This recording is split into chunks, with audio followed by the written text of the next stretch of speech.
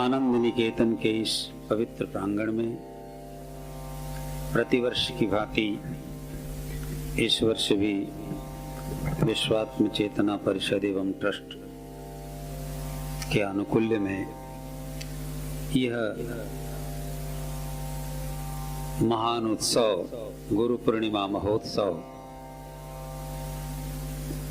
आप सब बड़े ही आनंद उल्लास पूर्वक कोरोना प्रोटोकॉल का पालन करते हुए मना रहे हैं।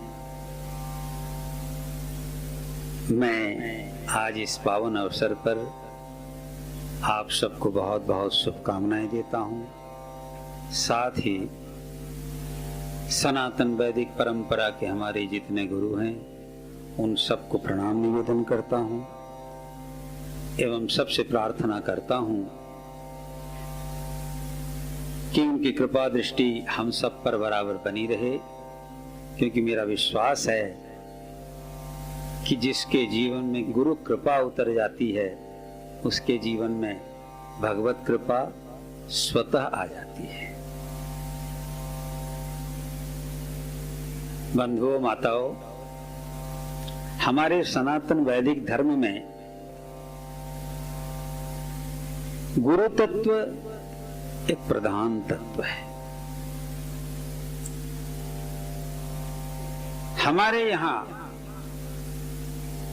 भगवान को भी जितनी महत्ता दी गई है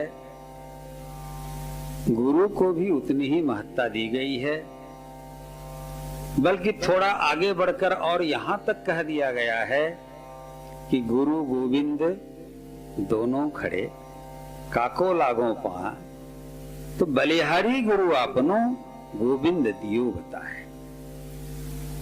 हमारी परंपरा में हम गुरु को गोविंद से भी थोड़ा और अधिक महत्वपूर्ण स्थान देते हैं, इसलिए कि गोविंद तो हमें सृजन किए, हमें बनाए, हमें इस धरती में इस संसार में आने का अवसर दिया, लेकिन आकर तत्सृष्ट्वा तदैवानुप्राविशत वेद कहते हैं। जो सृष्टि भगवान ने बनाई, बनाने के बाद उन्होंने देखा कि उनके लिए और कहीं जगह नहीं है, तो उसी के अंदर समा गए।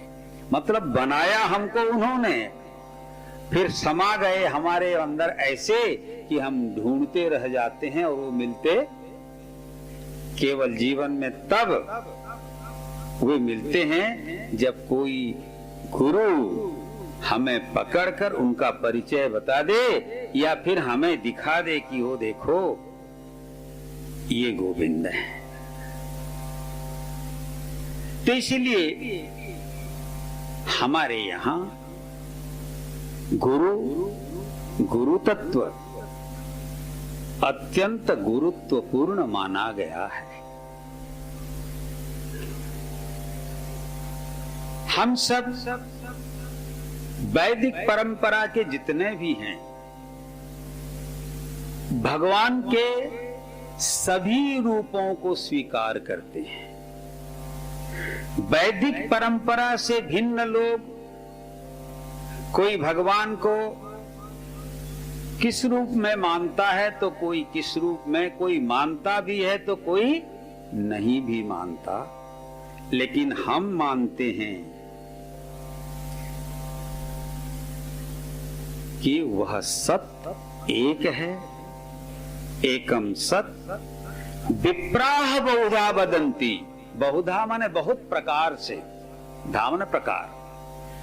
विप्र माने जो वेदज्ञ होते हैं, अर्थात ज्ञानी लोग बहुत प्रकार से उसे बोलते हैं। है एक, मगर प्रकार उसके बहुत हो जाते हैं, और ये प्रकार बहुत इसलिए होते हैं कि बहुत प्रकार की रुचि सबकी होती है, सबकी रुचि अलग अलग है।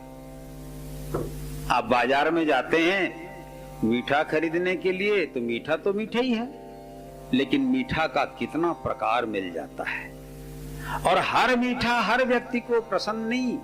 किसी को पेड़ा पसंद है तो किसी को बर्फी पसंद है, तो किसी को रसगुल्ला, किसी को रसमलाई, तो किसी को सोन पापड़ी, तो किसी को छेना का है ना केक, छेना पोड़, है ना, हमारा एक छोटा बच्चा है, यहाँ आश्रम में रहता है, हमारे खगेश्वर कर्मी का, उसका नाम सूर्या है। उसको लड्डू देने बोलता है, हम ये मीठा नहीं खाएंगे बोलता है, लेकिन पेड़ा देखते ही दौड़ने लगता है और जितने बार बोलो लंबा लंबा साष्टांग कर देगा। इसका मतलब किसी की किसी में रुचि होती है और जो चीज जिसको प्यारी होती है वो उसके लिए कुछ भी कर सकता है, कहीं तक भी जा सकता है कि नहीं?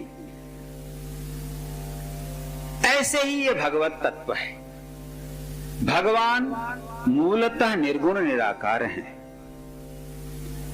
लेकिन जब सृजन का समय आता है तो वे निर्गुण से सगुण निराकार बन जाता है, सगुण बन जाते हैं, गुणों को अपने अंदर में धारण कर लेते हैं, लेकिन निराकार होते हैं, दिखाई नहीं पड़ते हैं। लेकिन फिर जब भक्त उन्हें पुकारते हैं तो भक्तों की पुकार सुनकर वे सगुण साकार रूप में, कभी राम रूप में तो कभी कृष्ण रूप में, कभी किसी और रूप में तो कभी किसी और रूप में, वे भक्तों के लिए अवतार ग्रहण करते हैं। और इस कलियुग में तो वो कल्कि के रूप में आएंगे, सबको मालूम है, लेकिन अभी आए नहीं हैं। परंतु हमारे पुराण शास्त्र और भी कहते हैं, अपन मैंने पढ़ी थी वे, कली जुगरे नर हरि भ्रमिवे गुरु रूप धरी। इसीलिए मैं मानता हूं कि गुरु ही हमारे चलते फिरते भगवान है। तो गुरु तत्व इस प्रकार हमारी परंपरा में, वैदिक सनातन परंपरा में अत्यंत महत्वपूर्ण तत्व है और इस तत्व को हमें दिखाया, समझाया हम सबके परम गुरु, परमेष्ठी गुरु या कहें आदि गुरु महर्षि वेदव्यास ने।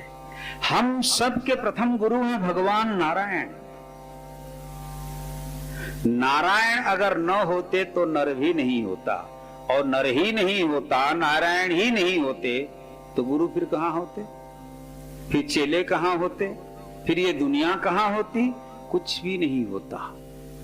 इसलिए इसी समग्र ब्रह्मांड के सृष्टा भी वही नारायण हैं और वे नारायण ही इस ब्रह्मांड को अपने प्रत्येक अंग प्रत्यंग में धारण किए रहते हैं। श्रीमद् भागवत उड़िया में लिखा है, ब्रह्मांडो माड़ो माड़ो होई तो लोमो कुपे विराजई। देखो हमारे ऋषियों ने कितने हजार या लाखों साल पहले ये सोच लिया था कि ब्रह्मांड एक नहीं है ना?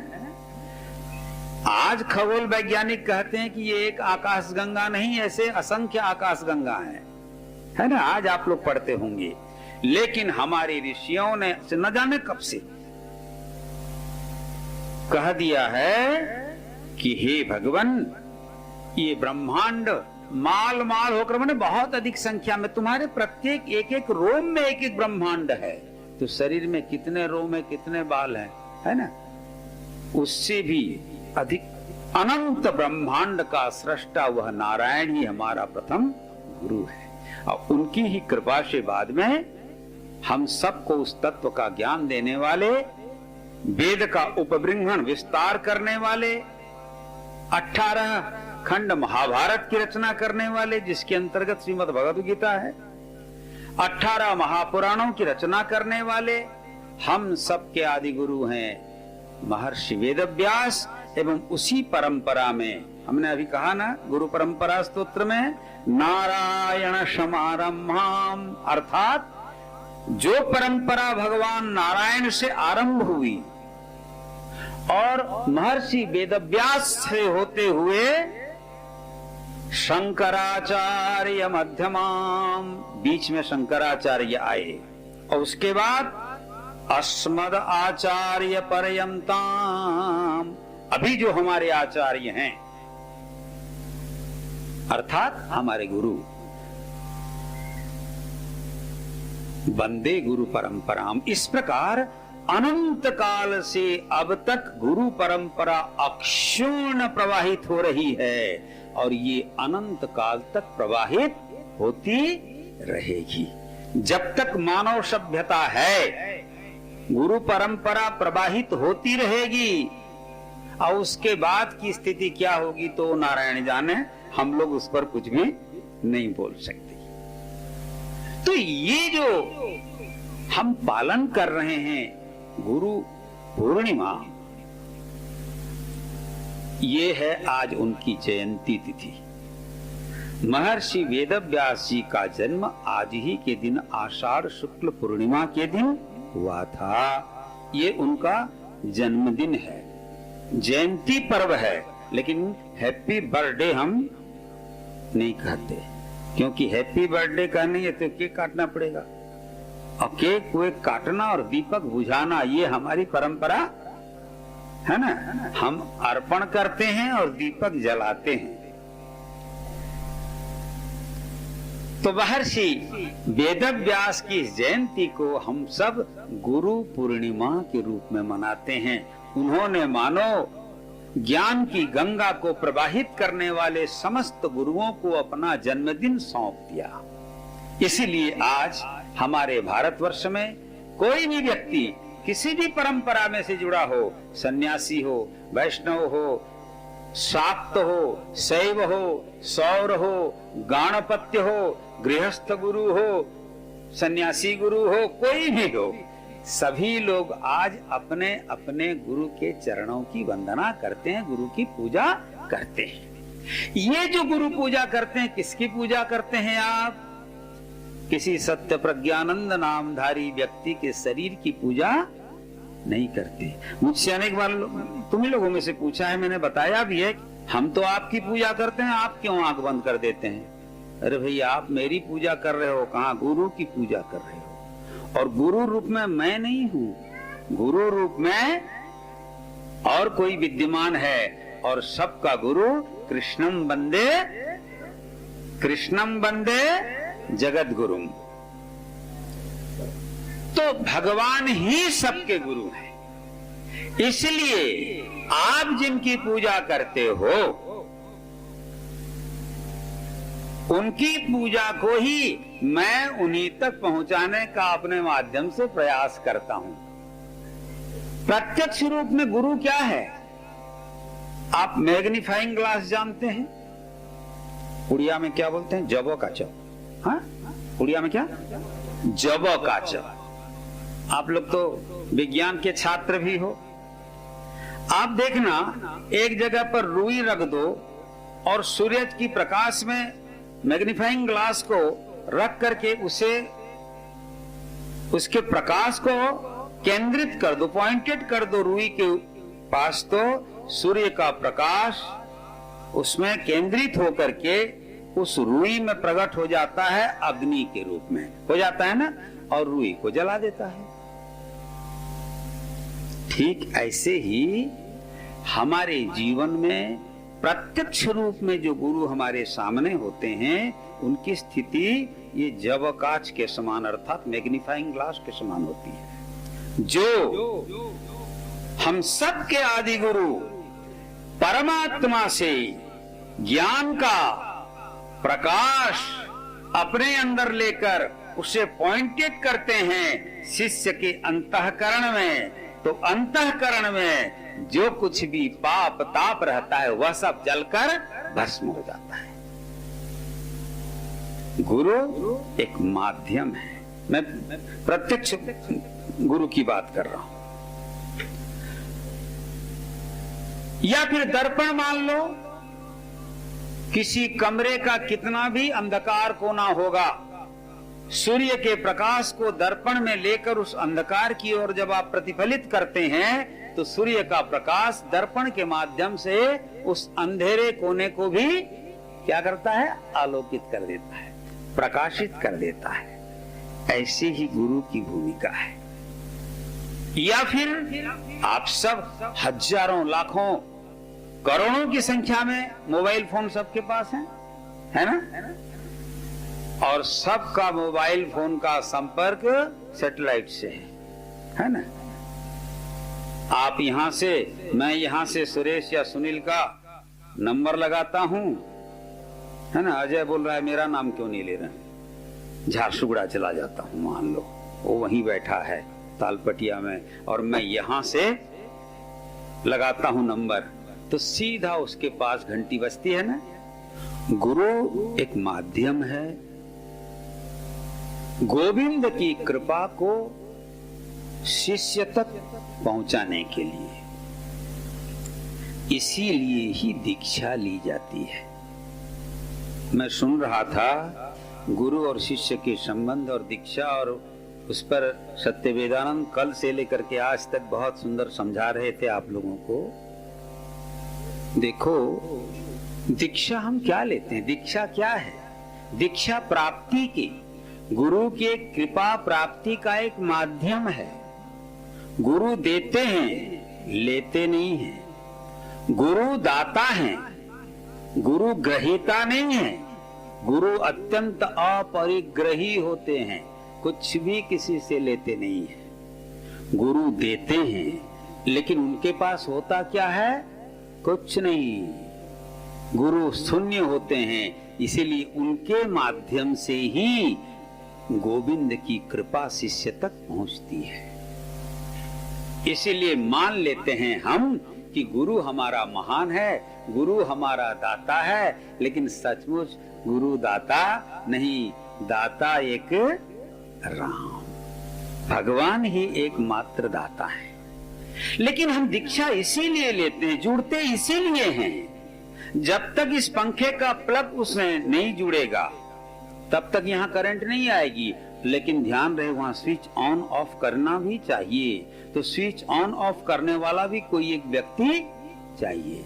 सब कुछ जुड़ गया, लेकिन ऑन ऑफ अगर नहीं होगा तो दुनिया की कोई मशीन काम नहीं चलेगी। कितना भी बड़ा सुपर कंप्यूटर क्यों न हो, आखिर उसका भी निर्माता कोई व्यक्ति है, कोई चेतन प्राणी है। मनुष्य न होता तो सुपर कंप्यूटर भी नहीं होता, और मनुष्य है तो सब कुछ है, और आने वाले दिनों में मनुष्यों पर ये हावी हो जाएंगे, ये भी चिंता करने की बात नहीं है। क्योंकि मनुष्य की ताकत की एक सीमा है, याद रखना। प्रकृति से पार मनुष्य नहीं जा सकता, लेकिन दुर्भाग्य है कि मनुष्य के अहंकार ने अपने इस तुच्छता को समझाया नहीं उसे, और मनुष्य सोचता है कि मैं प्रकृति का पार चला जाऊंगा, प्रकृति को अपने नियंत्रण में रख लूंगा। क्या हो रहा है?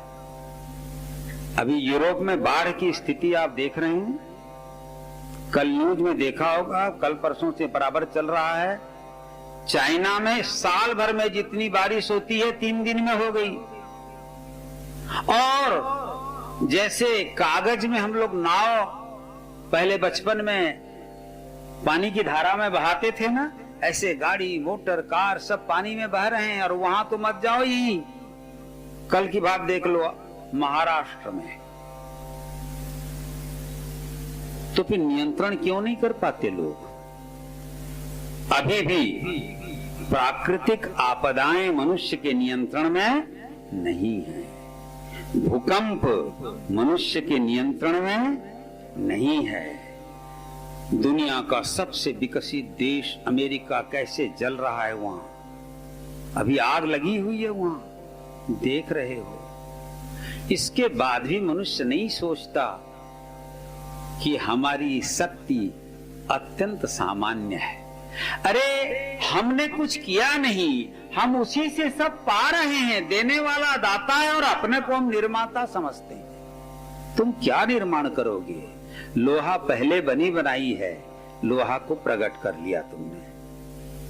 तुम बालू ईंट पत्थर से घर बनाते हो, बालू नहीं बनाते, पत्थर नहीं बनाते, पानी नहीं बनाते, हवा नहीं बनाते, और सूरज की रोशनी भी नहीं बनाते। सब बनी बनाई चीजें हैं यहाँ। हम उसी बनी बनाई चीज को कहाँ का ईटा कहाँ का रोड़ा भानुमती ने कुनवा जोड़ा,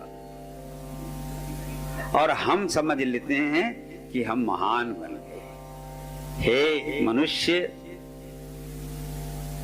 अपने सामर्थ्य को समझो और ये भी जानो तुम्हें परमात्मा ने यहां आने का अवसर दिया है। यहां आए थे तब भी कुछ लेके नहीं आए थे, और यहां से जाओगे भी तो कुछ लेके नहीं जाओगे। तुम पार्थिव हो, पृथ्वी में आए हो, यहाँ जितनी भी चीजें मिली हैं तुम्हें सब पार्थिव हैं, और जब तुम्हारा ये पार्थिव अस्तित्व खत्म हो जाएगा तो तुम यहाँ से वैसे ही फिर खाली हाथ लौट जाओगे। हम कहते जरूर हैं मुट्ठी बांधे आया था और हाथ पसारे जाएगा। मुट्ठी बांधे आया था मतलब तुम अपने प्रारब्ध साथ में लेकर के आए थे। अगर यहाँ अच्छा काम करोगे तो फिर अच्छे बन करके जाओगे, लेकिन यहाँ की चीजों को यहाँ छोड़ के जाना पड़ेगा। तुम्हारे साथ तुम्हारा धर्म जाएगा। धर्मो एका जीवो साथे, है ना। यहाँ से बाकी कुछ नहीं जाएगा। यहाँ जो आप अच्छा कर्म करेंगे उसी अच्छे कर्म का फल जो यहाँ भोगे नहीं वो साथ में जाएगा। सत्कर्म का फल साथ में जाता है, और सत्कर्म का फल यहाँ आपके जाने के बाद भी आपका यश बन के रहता है, आपकी कीर्ति बन करके रहता है। इसीलिए जो लोग यशस्वी होते हैं, कीर्तिमान होते हैं, वो मरते नहीं हैं, वो अपनी यश और कीर्ति रूपी शरीर में यहाँ जीवित रहते हैं। तो अच्छे कार्य करो, मानवता की सेवा करो, सब में नारायण को देखो। सर्वम ब्रह्ममयम जगत, सारे प्राणियों के अंदर में, जड़ चेतन में, सब जगह ब्रह्म को देखो। यही तो गुरु उपदेश देते हैं। और लड़ाई झगड़ा करके क्या ले लोगे? उससे न तुम खुद शांति से रह पाओगे, न दूसरों को शांति से रहने दोगे। अफगानिस्तान शांति में है क्या? पाकिस्तान शांति में है क्या? बहुत सारी, ईरान इराक शांति में है क्या? सीरिया की स्थिति देखे हो आज कल, है? देख लेना आप। ये मत समझना स्वामी जी को ये कैसे मालूम, मैं भी न्यूज थोड़ा थोड़ा देख लेता हूँ, है ना। दिन में कभी कभी जब थोड़ा न्यूज देख लेता हूँ तो पता चल जाता है दुनिया की स्थिति। अवश्य दुनिया की स्थिति के बारे में हम रात दिन सोचते भी हैं। हम कर कुछ नहीं सकते क्योंकि हम लोग कोई शासक प्रशासक तो है नहीं, लेकिन संत हैं, प्रार्थना जरूर कर सकते हैं। और दुनिया की शांति के लिए, विश्व शांति के लिए हम भी बराबर निरंतर भगवान से प्रार्थना करते हैं कि भगवान इस दुनिया के लोगों के दिमाग को शांत रखो। हमारे वेद में इसलिए तो कहा गया, द्यौ शांति, पृथ्वी शांति, आपः शांति, औषधय शांति, वनस्पतय शांति, विश्वे देवा शांति। ये शांति मंत्र हजारों साल पहले हमारे वेद में है। इसलिए है कि वैदिक ऋषि जानते हैं कि बीच बीच में ये मनुष्य काम, क्रोध, लोभ, मोह, मद और मत्सर के कारण अन्याय कर बैठता है, पाप कर बैठता है। और जो व्यक्ति अन्याय करता है, पाप करता है, शोषण करता है, वो कभी शांति से नहीं रह सकता। जब ऐसे लोगों की संख्या बढ़ जाएगी तो क्या होगा? समाज भी अशांत और असुरक्षित हो जाएगा। राष्ट्र में बढ़ जाएंगे तो राष्ट्र भी अशांत और असुरक्षित हो जाता है। और दुनिया में बढ़ जाएंगे तो आज दुनिया में सब बढ़े हुए हैं। आज दुनिया में अर्थ लोलुपता बढ़ गई है, कामुक लोगों की संख्या बढ़ गई है, और अधिकार लिप्सुओं की, अधिकार लोभियों की संख्या बढ़ गई है। इसलिए आज अर्थ, काम और अधिकार के कारण जैसे पशु लड़ते हैं, ऐसे मनुष्य भी लड़ना चालू कर दिए, लड़ रहे हैं। और उसका परिणाम हो रहा है, न वो खुद शांति से रह पाते हैं और न औरों को भी शांति से रहने देते हैं। और भारतीय ऋषियों का कहना है, तुम स्वयं भी जियो और लोगों को भी जीने का अवसर दो। तुम स्वयं भी शांत बनो और लोगों को भी शांतिपूर्वक रहने दो। तुम स्वयं भी चरित्रवान बनो और लोगों में चरित्रवत्ता की शिक्षा दो। थोड़ा सा ये कपड़े फाड़ने की बात आ गई तो चीफ मिनिस्टर बदल जाते हैं भारत में। कैसी मूर्खतापूर्ण समाज है यहाँ की। और स्वतंत्रता के नाम पर स्वच्छंदता, ये कौन सी मानसिकता है और कैसा ह्यूमन राइट है, समझ में नहीं आती बात। आज बारिश का दिन है, खेतों के अगर सारे मेड़ तोड़ दिए जाएंगे, मेड़ को उड़िया में क्या बोलते हैं? आयर पायर हिड़ो। यदि सभी खेतों से हिड़ो मेड़ तोड़ दिए जाएं तो पानी कहीं टिकेगा, फसल कहीं होगी? हे माताओं बंधुओं, चरित्रवत्ता एक सीमा है, चरित्रता एक सीमा है। अनुशासन में इसीलिए रहना चाहिए। लेकिन आज स्वतंत्रता के नाम पर स्वच्छंदता, स्वच्छंदता फैल गई है सब तरफ। और उसका दुष्परिणाम कौन भोग रहा है? सभी भोग रहे हैं एक साथ। इसलिए कि आज समाज में कोई भी शांत नहीं है, सबके अंदर भय है। आप देखो, आज से 25-30 साल पहले जब इतने घर द्वार भीड़ नहीं थी, लोग गर्मी के दिनों में खाट डाल करके, मच्छरदानी डालकर आंगन में सो जाते थे, रोड में, सड़क में सो जाते थे। 35-40 साल पहले हम तो सोए हैं, आप लोगों के पिताजी लोग भी बहुत सोए होंगे। लेकिन आज बाहर सो तो सवेरे रहोगे कि नहीं रहोगे कोई पता है? कब किसका सिर कुचला जाएगा। अरे घर के अंदर भी आज सुरक्षित नहीं है, लोग घर के अंदर भी ट्रक घुसा दे रहे हैं, बसें घुस जा रही हैं, होटल के अंदर कार घुस जाते हैं। इसका मतलब आदमी आज होश में नहीं है, मदहोश है।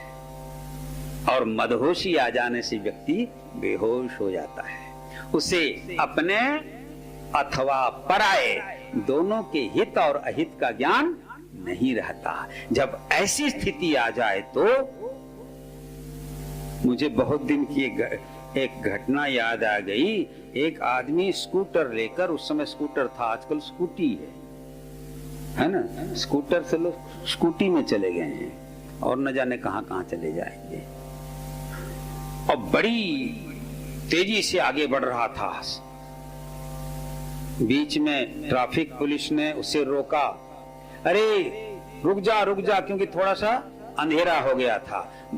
बोले क्यों? हट जा मेरे रास्ते से, बहुत तेजी से आ रहा है। बोले रुक जा, तुम्हारे स्कूटर में लाइट नहीं जल रहा है। बोले भाग जा, मेरे में लाइट तो नहीं, ब्रेक भी नहीं है।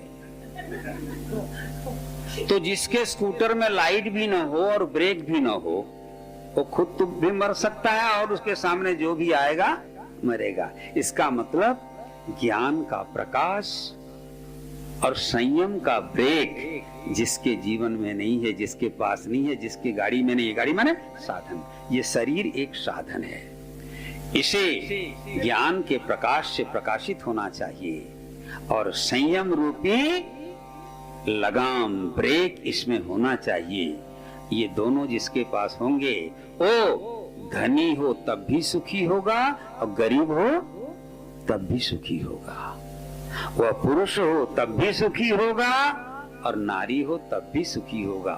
वह राजा हो तब भी सुखी होगा और प्रजा हो तब भी सुखी होगा। आज देख लीजिए, दुनिया के राजा मतलब शासक, कहीं कहीं राजा हैं, कहीं कहीं प्रधानमंत्री हैं, राष्ट्रपति हैं, उनको रात में नींद नहीं और दिन में चैन नहीं। अपोजिशन वालों को भी नींद नहीं और चैन नहीं, और रूलिंग पार्टी वालों कहीं भी देख लो, जो सभ्य कहते हो जिनको, हाँ? जिनको सभ्य कहते हो, वहां भी सब जगह अशांति है। और अशांति का कारण यही लोभ है। साउथ अफ्रीका को अभी देखा है ना, देखो मैं बहुत दृष्टांत दे दिया आज। इसका मतलब मैं बहुत जानता हूं ये सब मामले में, हम लोग बोलते नहीं है, आज बोल दे रहा हूं। मैं इसलिए बोल दे रहा हूं आप लोगों को कि कम से कम हम लोग अपने को जाने, अपनी सीमा को समझें। है, जितनी बड़ी चादर है अपने पास उतना ही पैर फैलाएं, क्योंकि महत्वाकांक्षाओं की कोई सीमा नहीं है। इसलिए आत्मविश्लेषण कर हम आत्मा को जाने, और ये ज्ञान आता है गुरु की कृपा से, इसीलिए दीक्षा है। तो मैं आज आप सबसे कहना चाहूंगा कि हम जो भी दीक्षित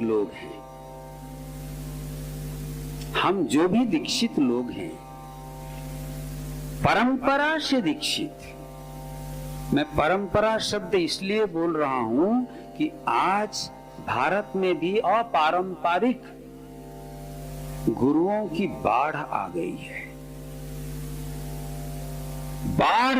है, इतने प्रकार के गुरु हो गए हैं भारत में जो कभी सोच भी नहीं सकते हम।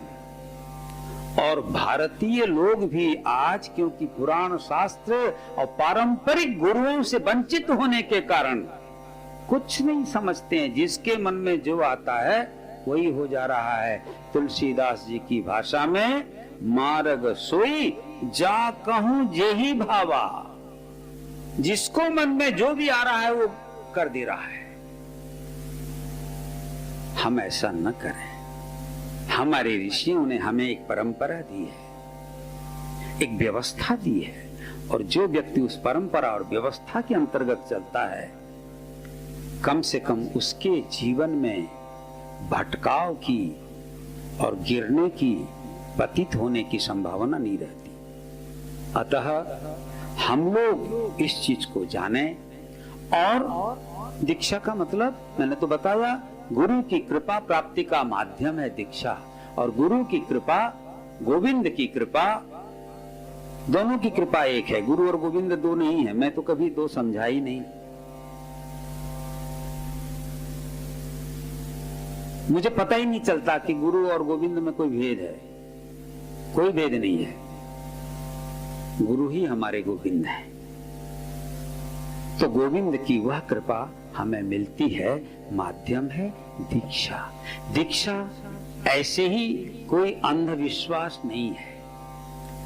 खैर, मैं उन लोगों की बात नहीं कर रहा हूं जो बाजार में पॉम्पलेट छपवा करके दीक्षा दे रहे हैं, माइक में प्रचार करके दीक्षा दे रहे हैं, और जो बोलते हैं कि मेरे तो 1 करोड़ चेले हैं, 4 करोड़ चेले हैं, 5 करोड़ चेले हैं। और सोशल मीडिया में भी पहले, कुछ समय पहले निकला था, टेलीविजन में भी दीक्षा, टेलीफोन में भी दीक्षा, सोशल मीडिया में भी आजकल दीक्षाएं चल रही हैं। देखो, ये सब नहीं है ऐसा। बहुत प्रकार के गुरु और बहुत प्रकार के चेलों से बहुत प्रकार के भटकाव की भी संभावना बन जाती है। हमारी एक निर्दिष्ट व्यवस्था है, निर्दिष्ट एक परंपरा है, उस परंपरा में ही हम दीक्षित हैं। इसलिए हमें अपनी परंपरा के साथ अपनी गुरु भक्ति, गुरु के प्रति श्रद्धा, समर्पण, निष्ठा, इसको बनाए रखना है। मेरा देखो, ये 100% अनुभव है कि जिस पर गुरु की कृपा हो जाती है उस पर सबकी कृपा अपने आप होने लगती है। लेकिन उसके लिए हमारे अंदर श्रद्धा और विश्वास, दो चीजें अटूट होनी चाहिए। और जो संदेह में भटक जाता है वो जीवन भर भूल भुलैया में भटकता रह जाता है, और जीवन के अंतिम क्षण तक भी वह भटकता ही रह जाता है। और ऐसे लोगों से भी आप पूछो, किसी भी शराबी से आप पूछो शराब पियो, बोलेगा मैं शराबी हूं। किसी भी चोर से पूछोगे तो बोलेगा मैं चोर हूं, नहीं बोलेगा। किसी भी पागल से भी पूछ लो, है ना। मैंने सुना है एक बार शायद नेहरू चले गए थे पागल खाने में देखने के लिए पागलों को, तो एक पागल सामने आ गया और नेहरू जी से पूछा, जवाहरलाल नेहरू से, कि तुम कौन हो। तो पागलों के बीच में वो देखने तो गए थे, वो भी मजाक मजाक में कह दिया मैं जवाहरलाल नेहरू हूं। अच्छा अच्छा अच्छा, मैं भी पहले यही कहता था। इसका मतलब समझ गए ना, मैं भी पहले अपने आप को जवाहरलाल नेहरू कहता था। तो पागल खाने में बहुत मुश्किल हो जाता है भाई। तो इसलिए अपने को पागल नहीं होना है, अपने को मैं जवाहरलाल नेहरू था ऐसा या हूं नहीं कहना है। अपन तो तृणादपि सुनीचेन तरोरपि सहिष्णुना अमानिना मानदेन कीर्तनीय सदा हरि। अपने को तो भगवान के चरणों में, गुरु के चरणों में अकिंचन भाव से अपने आप को निवेदित कर देना है। और जैसे मैं भी सुन रहा था, अब सौंप दिया इस जीवन का सब भार तुम्हारे हाथों में, उद्धार पतन अब मेरा है, सरकार तुम्हारे हाथों में। तो कहने का मतलब मेरा है, देखो भाई, गुरु की कृपा जब होती है तो गुरु सत्ता स्वयं अंदर से फिर प्रकट होती है। और मैंने कई बार बोला है कि जो आज का बेटा है वो कल का बाप है, जो आज का चेला है वो कल का गुरु है। और जब चेतना उसी पूर्णावस्था को प्राप्त होती है तो उसके जीवन में गुरु पूर्णिमा घटित हो जाती है। तो हम लोग और कुछ न करें, अपने को चेला ही बनाए रखें, शिष्य ही बनाए रखें। हम अपने आप को गुरु न माने, शिष्य ही बनाए रखें, क्योंकि जब तक शिष्य बने रहेंगे तो सीखने का हमें अवसर मिलता रहेगा। और सीखते सीखते कभी शायद उस तत्व को भी अच्छी तरह से सीखते सीखते जान लें तो जीवन धन्य हो जाएगा। मेरा आप सबको बहुत बहुत शुभकामनाएं एवं आशीर्वाद। विश्वात्म चेतना परिषद एवं ट्रस्ट की ओर से आप सब लोग सेवा का कार्य जो निरंतर अब चलाना चालू किए हैं, उससे मुझे खुशी होती है। और हम शिष्यों का कर्तव्य है कि गुरु की भावनाओं, गुरु की योजनाओं और गुरु की इच्छाओं का पालन करें। वही सेवक का धर्म भी है, वही भक्त का धर्म भी है। आनुकूल्येन कृष्णानुशीलनम भक्तिरुत्तमा। आनुकूल्य पूर्वक, अनुकूलता पूर्वक भगवान की सेवा, गुरु की सेवा, वही सच्चे अर्थों में भक्ति है। अनुकूलता पूर्वक मतलब जैसा गुरु चाहते हैं। तो हमारे गुरुओं ने हमें विश्वात्म भाव सिखाया है, सबको प्रेम करने की भाषा दी है, भावना दी है और ज्ञान भी दिया है। कोई गोरा है, कोई काला है, कोई हिंदू है, कोई और कुछ है, कोई देखना नहीं है। हमें सबके अंदर जो परमात्मा है उसे देखने का प्रयास करना है। बाकी तो ये धरती की चिंता हम कौन है, जो जिसने इस धरती को बनाया है वो करे, उसी से प्रार्थना करें। आज की इस पावन अवसर पर मेरी बहुत बहुत शुभकामनाएं, बहुत बहुत आशीर्वाद एवं साथ ही समस्त गुरु चरणों में मेरी प्रार्थना है कि आप सबके ऊपर उनकी कृपा की वर्षा निरंतर होती रहे। हरि ओम तत्सत, हरि ओम तत्सत, हरि ओम तत्सत।